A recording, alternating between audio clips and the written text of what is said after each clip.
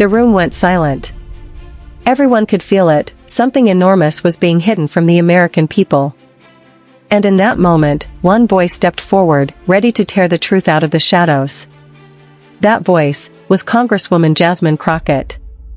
The story begins on a tense afternoon in Washington. Cameras flickered, lights hummed, and millions waited for answers that had been buried for years. The host leaned forward, his voice calm but loaded with urgency. Joining us now is a key member of the House Oversight Committee, Democratic Congresswoman Jasmine Crockett of Texas. She also sits on the Judiciary Committee. Congresswoman, thank you for being here. She nodded. Absolutely. But what came next would shake the room. The question was simple, yet explosive. Does the House Oversight Committee have more documents to release? Documents about President Trump, or other powerful politicians the public hasn't seen? Crockett didn't flinch. Yes, she said. There's still more. Committee staff are reviewing documents, redacting sensitive information, but we expect more from Epstein's estate. The Department of Justice hasn't been cooperative. And that's exactly why we're pushing this vote. Then came a twist. Why was Epstein's estate cooperating with Congress, but not with law enforcement? Crockett leaned in, her tone sharp. Have you ever heard of the CIA? That's exactly what this feels like. The host made a slip, calling Todd Blanche the president's attorney. She caught it instantly. You said president's attorney, and honestly, that's exactly what he acts like. Not the attorney general. He's doing Trump's bidding, not the people's. Her voice grew stronger. So when he says he didn't have all the information, did he even try? Did the DOJ delete anything? Did they end the investigation early? We don't know, because they won't cooperate. Transparency dies in silence. The interviewer pressed. She pushed back harder. I wouldn't be surprised if Trump sent a message to shut it all down. Epstein's dead, and he doesn't want another word said. Do you have evidence of that? The host asked. No, she answered. And that's exactly the problem. We have no information, which is why these files must be released. She paused, letting the weight of her words settle.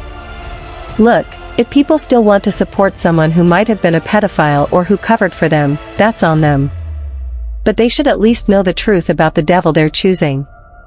Then came the question many wondered. Why didn't Democrats push for this sooner?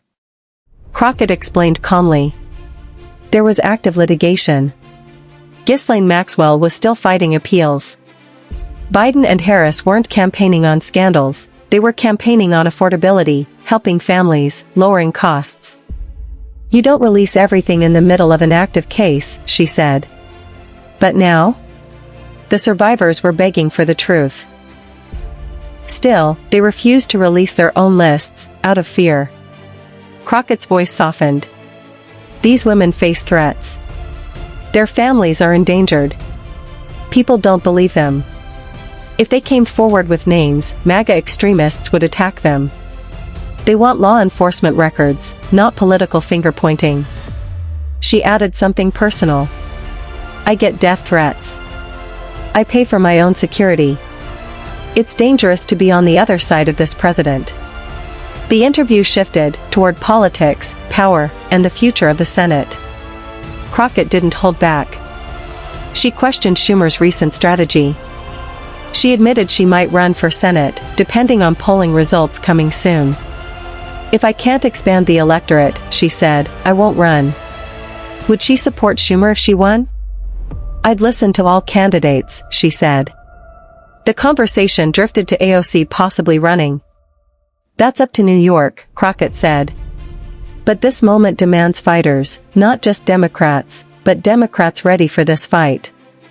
And as the interview ended, the weight of everything she had said hung heavy in the air. A fight for transparency.